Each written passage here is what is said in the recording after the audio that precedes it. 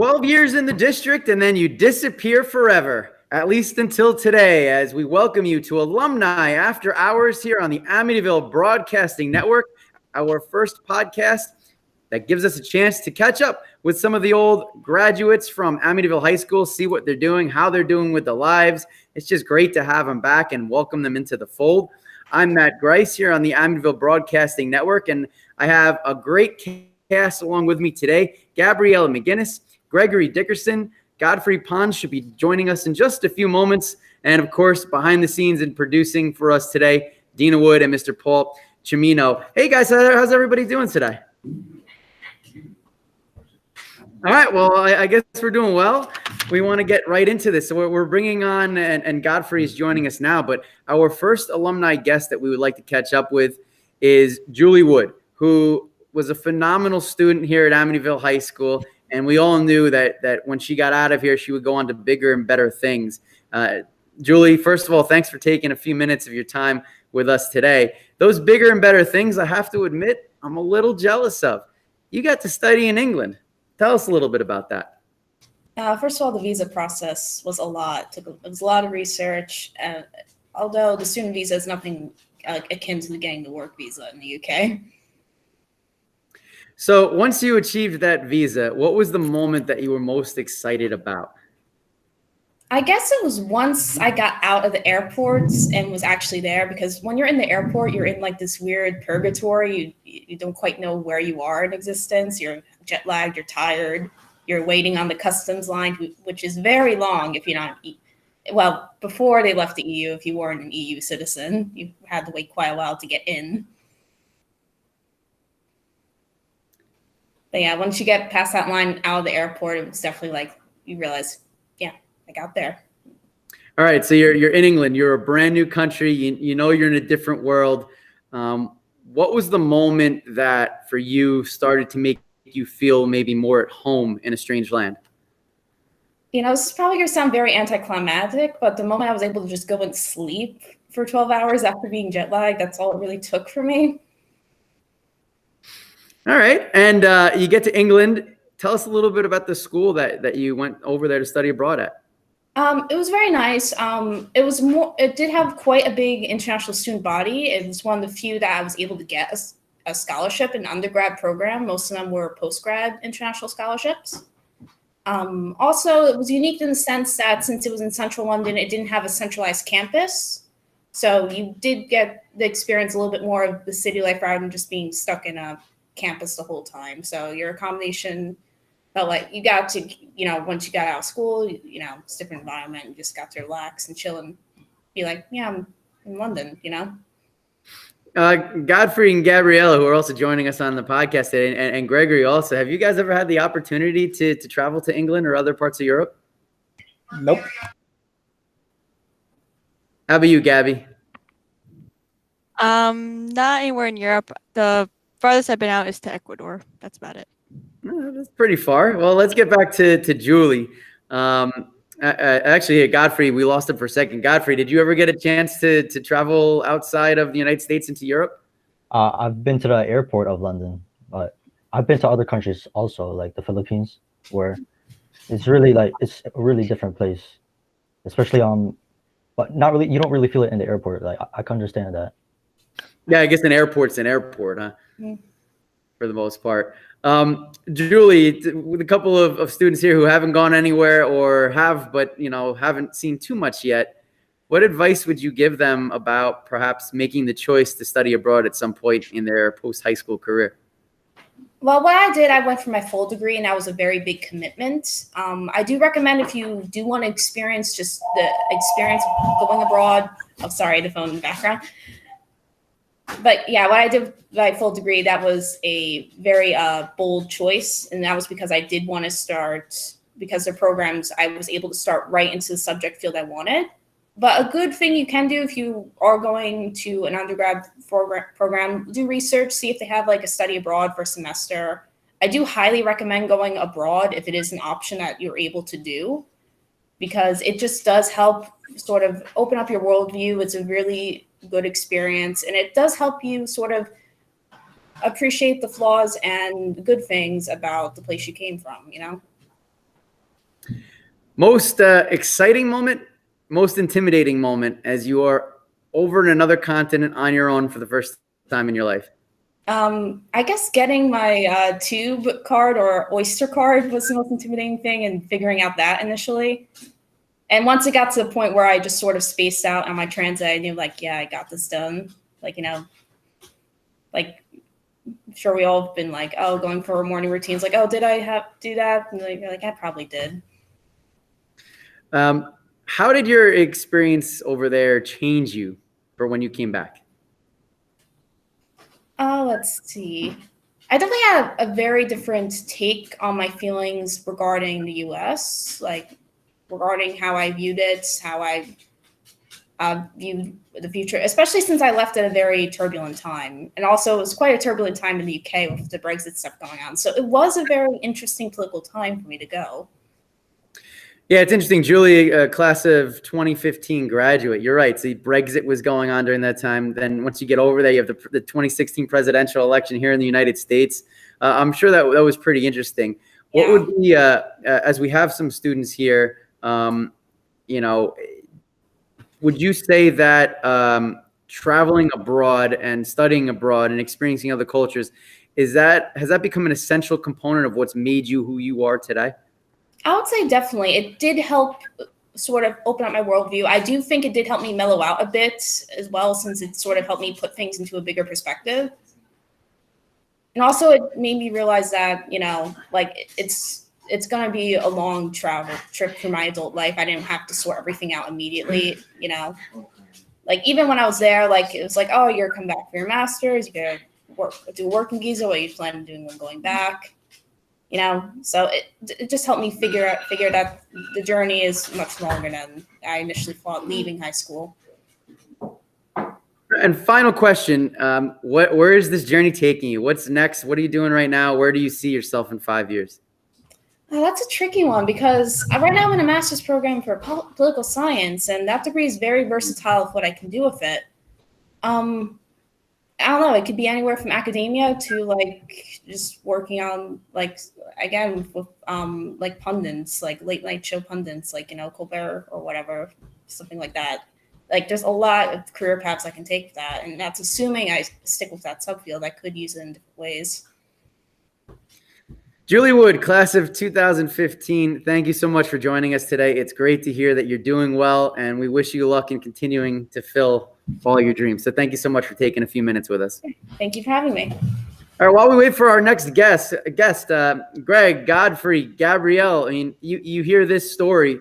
This is a student who, just like you, same age, you know, as many of you guys are now, when she made the choice to go overseas and study abroad on her own in England. Does this inspire you? Does that scare you? Is this something you might want to do one day? I'm definitely considering it.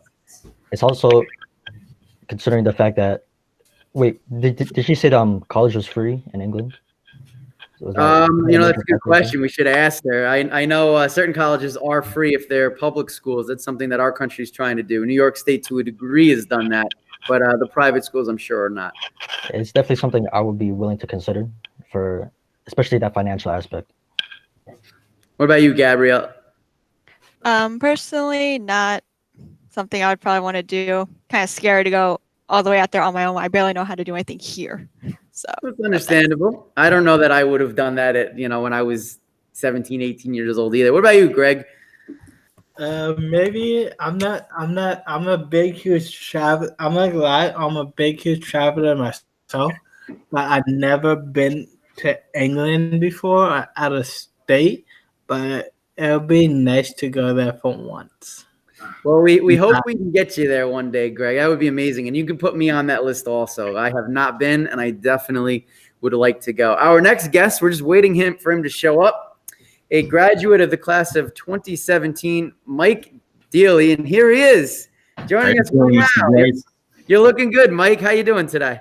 Doing all right, man. Thank you. I'm glad to be here. We appreciate you joining us. So as I mentioned, Mike Dealey, class of 2017. I think your journey when you first left high school didn't turn out the way that you know, you probably intended it to in terms of where you are now. But sometimes things work out for the better. Tell us a little bit about what you thought you were going to do after high school and where you've ended up since?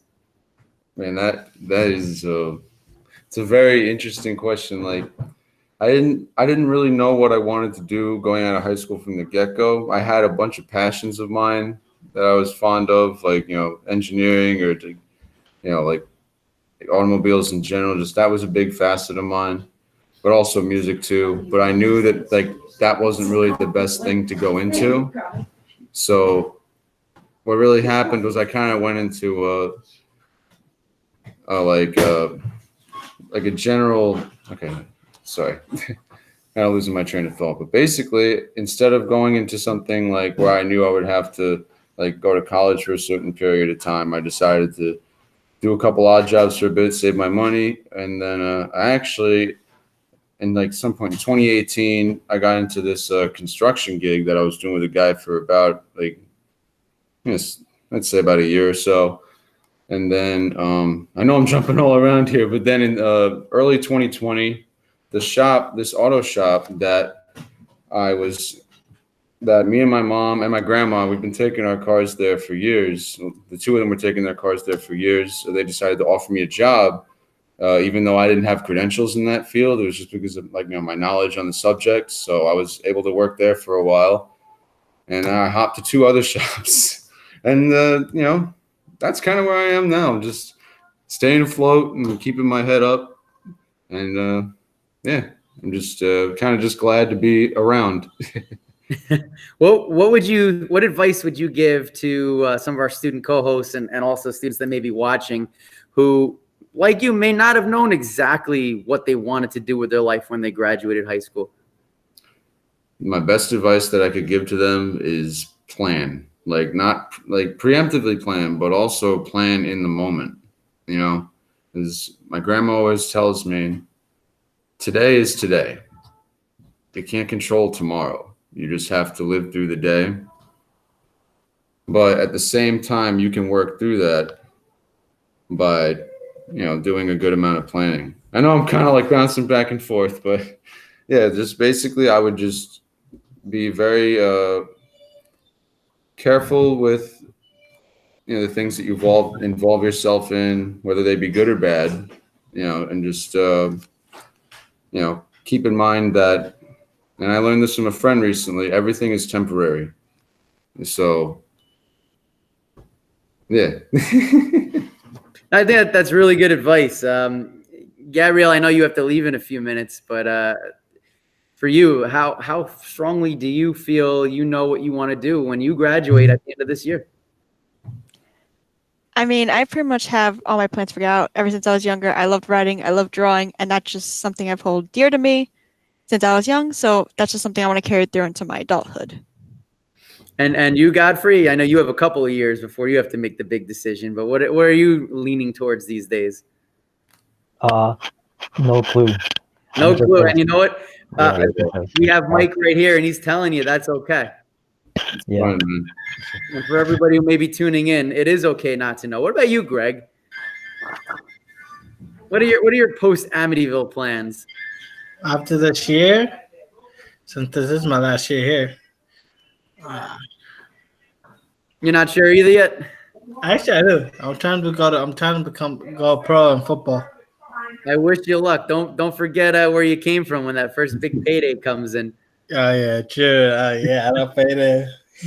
Mm-hmm. Mike, speaking of payday, I know one of your greatest talents is being a musician, and you mentioned it before. You said you didn't want to go into that because it's a very tough gig to get into. If you make it big, there can be a big payday. Most people do not, despite their level of talent. Where does music fit into your life these days, even if it's not necessarily what you're using to generate your income?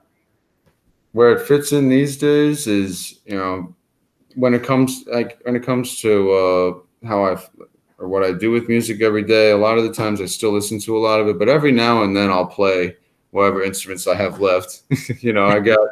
I have 2 or 3 left, so I try to make my best use of them when I can.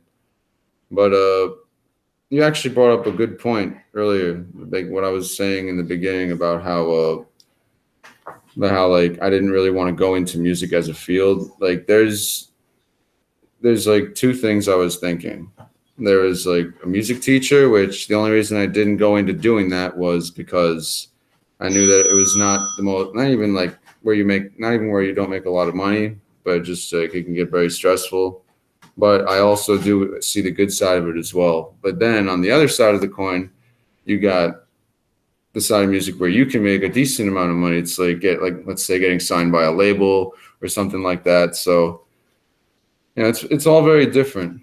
But when it comes to how it stays in my life, yeah, try to play my instruments when I can, and I listen to a lot of music. And as I get older, I start to understand what some songs were really trying to say, if that makes any sense. Because obviously, when you're like 14, 13, 12 and behind, it's just everything. It's like when you have younger ears, basically.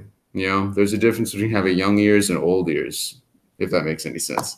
I wouldn't say your ears are old just yet, Mike, but I could say as a musician and someone who appreciates music, you're speaking my language. I know exactly what you're talking about. Last question for me, unless anyone else would like to chime in. 5 years from now, where do you see yourself? Well, I got a couple things in mind. I think where I definitely see myself is, getting as much money together as I can to pursue the hobbies that I'm very interested in, whether it be, working on cars, not at a shop, but maybe like starting like some custom builds or something like that. And, man, what's the other one? I think I would probably go into making like some sort of animated series, because I've been working on that for the past 3 or 4 years. But really, yeah, the characters that I'm working on now, I started in my junior year. It was around my junior year when I made the 2 of them, and I just kept like having their design evolve over time. And I know that at some point I may be able to get them off the ground, like maybe on a streaming service or something, because that's where the industry's going to. So yeah, it's between those two where I could see myself. I just need to stack up and get the resources together, and research and development and all that, and just keep the ball rolling. Well, maybe you can hire Gabby as an animator for you one of these days. Yeah, good point. Well, listen, that opened up a whole new can of worms. We'd love to have you back to talk about that a little more. But Mike, we appreciate you joining us. It's great to see you. I'm glad to see things are doing well. Mike Daly, class of 2017. Thanks for spending a few moments with us today. Thank you, man. Appreciate it. You got it. Well, we have a couple more guests coming up here on the Alumni After Hours program on the Amityville Broadcasting Network. Again, Matt Greiss, Gabby McGinnis, Gregory Dickerson, and Godfrey Pons with Dina Wood pulling all the strings from behind the scenes along with Mr. Paul Cimino. Devin Coley-Mells, former student of mine, student here, coming on in just a moment here as he pops down in front of the computer screen. Devin, I haven't seen you in a few years. How you been? I've been great. Another class of 2017 graduate, Devin. It's really good to see you. Thanks for hopping on for us for a few minutes here. First question, let's get at it. So you graduate Amityville High School 2017, and then what? Okay, so after I graduated, I took like a different turn than people. Most people go to college. I went to trade school, and I went to trade school at Hunter Business School in Levittown, and I went for computer technician network specialist. And that took like 7 months and a half. And you would learn a difference between like hardware and like a networking side and like a little bit of like data. And I was doing that for like a while, and I graduated. Then after I graduated, the day afterwards, I actually, like most people know the company of Optimum, Altice bought them out. I ended up getting a job at Altice as a technical rep, like 6 months. And I worked for them, and I learned like so much different stuff of like how to like fix computers, how to like fix TV, the internet, the phone, international calls, like various things, like the different calls that come in billing and whatnot. And like currently now, I'm actually a CVS manager at like the current CVS manager at Merrick, the one down the block from the high school currently. Like I'm a night manager, so I like work there like usually like 10 to 7 like almost all week. I do a lot of hours there. But I would probably see myself in a couple of years. I actually have a lot of different credentials because over the years I went to like California, Berkeley, like an Envision program, and I went to like, where else did I go? Went to different Envision program. I did, what was it? What was I trying to say? I'm losing train of thought here. So you go out to California, do the Envision program, you have the computer tech skills under your belt. Where did I go? I went to a couple of places. I can't even think of one of them right now. But I went to like various things where I learned like coding. We learned like different like stuff. We built like our battle robots and whatnot. Like where there's a networking side where I like only would like fix and send computers, like how we like fix the internet with the modems. We'd have to like send like different codes out and like explain to people like troubleshooting like the different issues and whatnot. And like also like that I would help people like actually like build and take computers apart, even a laptop. Very interesting. So you mentioned something that I think is an important point that a lot of people don't realize. So you did not go to college, you went to trade school, and it sounds like you're doing all right for yourself. But there's certainly quite a stigma today for high school students, probably all around the country, that you have to go to college or else.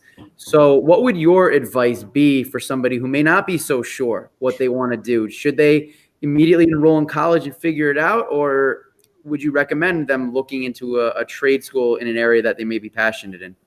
Okay, so there'd be two ways to explain this. I would say either you would want to go to trade school route if you're really ready to like learn a skill and get out there and trying to like work right now. But if you're trying to study up and trying to follow your dream, then you'd want to go ahead and go to college. You want to like study, go to college, you got to work, save up, and do what you got to do for a couple years. Get the knowledge under your belt, because most of the time when you get out of college, you don't always get the job you want, but you can continue to apply and go and do internships or whatever you have to do to get into it. And it's like different skills. But if that's what you want to do, you follow your dream and you go to college, because nowadays they won't like completely hire you without like an associate's degree or above, or like a high school. Like you at least have to graduate and whatnot. If not, some places won't even take you. Greg, I know you're going to the NFL, so you don't have to worry about this. Godfrey, is that something you've given some thought to, or does hearing a former student here, an alumni of Amityville High School, say, hey, you can go to trade school also, does that put any interesting thoughts in your head about what you may want to do, especially for you, Godfrey, someone who's kind of on the fence at this point? I've heard about trade school. I've heard a lot about it on the radio. I like to keep my options open, so I have been considering it. So what he said is really I've heard a lot of it before. Like it is like good for like if you want to get a job as quickly as possible, like a good paying job as quickly as possible. But if you want a career, I guess we go to college for that. Okay. And Greg, just in case you don't make it to the NFL, you know, just in case, what else would you like to do with your life, Greg? And trying to become an EMT. EMT. So you want to be in the health profession. You want to give back to your community. Yeah. I think it's great. Do either one of you have any questions for Devin, who, you know, he only graduated a few years ago, but he's traveled the whole country. He's been through a lot, and he's put himself in a really good spot. Do you guys have any questions that you'd like to ask him? Would you still consider going to college, like after trade school?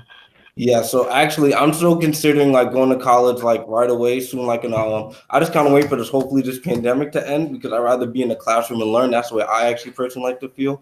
But instead, like I definitely am trying to go back to college, because with my credentials now as being like a manager and like from working as a technical rep and going to like such a good school and learning stuff from under this Envision program and other like I also went to tech. I couldn't remember stuff like that. Like I went to like tech and did like robotics and other things. Like I did like various things. So with that, I am a big gamer myself, so I like to stream and whatnot. So I think I plan on trying to get in the video game industry somewhere, like, and make it a career. I don't know if I could work like Nintendo, Sony or something, but I definitely plan on working for something either like coding, either like fixing to the next gen, or just something like I like to do, maybe voicing, anything like in the industry, like for video games, because this is something I'm very passionate. I could talk all day about it. All right. Well, you certainly have a lot of talents, and I think it's important for people who may be watching this to realize that who you are at 17, sitting in Mr. Greiss's economics class, not doing your does not determine who you're going to be moving forward. And with hard work, some patience, and dedication to what it is that you're doing, it shows you that you can go anywhere you want. Final question for you, Devin, is I mean, there's so much, and I'm really proud to hear all the great things that you've been doing since you've left here. What is your dream job? Because there's so much it seems like you're good at. My personal dream job is like, if I kind of want to say, it's either to be like a video game designer or like a beta tester in a sense. Because I really would like to stream, but like in a sense, like I like to be like, back in the day, it took a long time to do this, but like I like sent in so many emails to this game that's out now, but back in the day, no one played. It's called Dauntless, and I became a founder of that. And because of that, like I really liked it to be able to like test and tell people like what's in the game, is like glitching, is a hacking, like how can you fix it up and make it better. Well, we wish you all luck in the world, and by the way you talk about it, I have a feeling you're going to get there sooner than later, soon enough. Evan, it was great to see you. Thanks so much for coming on. Your mom, your whole family, I said hello. And hopefully we can speak again soon. Definitely. Thank you so much. You got it. Devin Coley-Mells, class of 17, joining us here on Alumni After Hours on the Amityville Broadcasting Network. That's 3 down. We have 1 to go. Brianna Mazzilli coming up in just a few minutes, class of 2019. But we're still here. There she is. There she is. We're still here with Gregory Dickerson. Godfrey Pons is here with us, and of course Dina Woods and Mr. Paul Cimino pulling the strings from behind the scenes. I'm Matt Greiss here on Alumni After Hours, and Brianna, it's great to see you. I know you were like a quasi celebrity star when you were here. Now I hear you're majoring in music, the very thing that Michael was just on telling us to stay away from. How are you doing with it, and what are you going to do to make sure you're successful in the field? So right now, school's been especially difficult because of COVID and online learning with my major. But what I'm doing to become more successful in my major is just really studying and honing in on those certain skills that have giving me difficulty, and just working on making it a more easier experience for me during this time. So there's so many avenues you can go into with music. You have production, performance, teaching. Is there an area that you're kind of honing in on right now? I feel like when I transfer into my 4-year school, since I'm in community college now, I would like to major in music education to become a teacher in a public school. But I also wanted to think about the idea of double majoring in performance as well. So,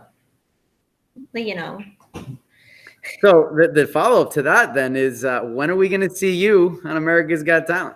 You see, America's Got Talent isn't the avenue for, I wouldn't say classically trained, but it just isn't the forte of most professors in my school, and something I'm not that interested in anymore.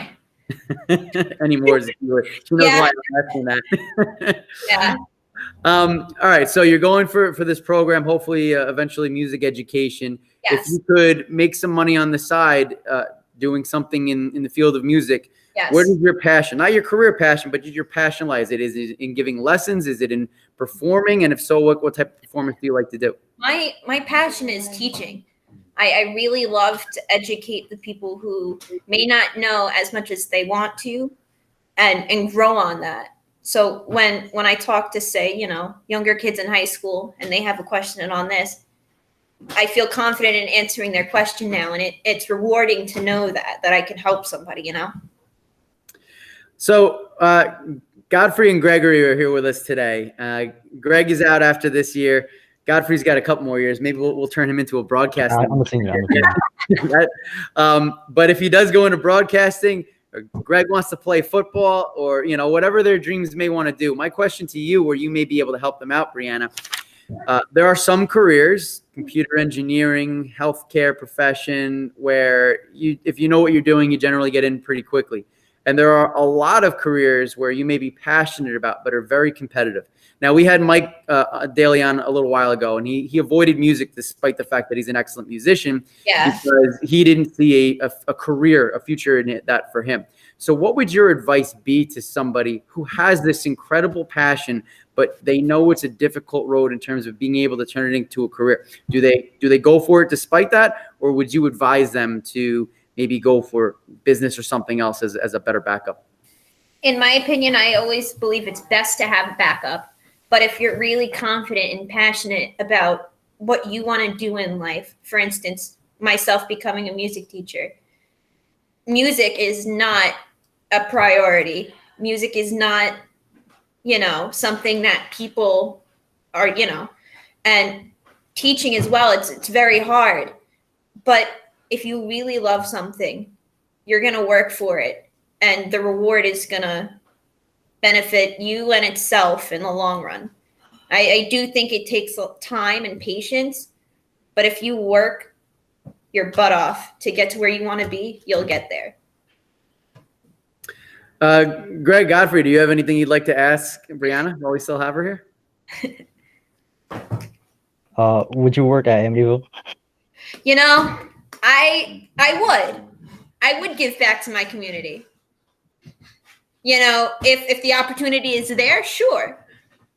But, it's all about what's open. It's all about who's going to give you, the opportunity. And if you're really passionate about something, doesn't matter where it is. You just go where your path leads you. So you mentioned having to work really, really, really hard. You're in a program where everybody in your music classes is probably there for the same thing or something very similar. Yes. So what advice would you give to any students that are listening now? Obviously work hard, but what do you do to make yourself stand out above everybody else, especially when you're going into a career path where there's so many people and not a lot of jobs?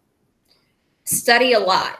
Make sure you know what you're doing, and know the questions that the teacher isn't going to ask you, or the person who's giving you that job doesn't ask you, because you're going to need to know everything times 3 if you want to get farther.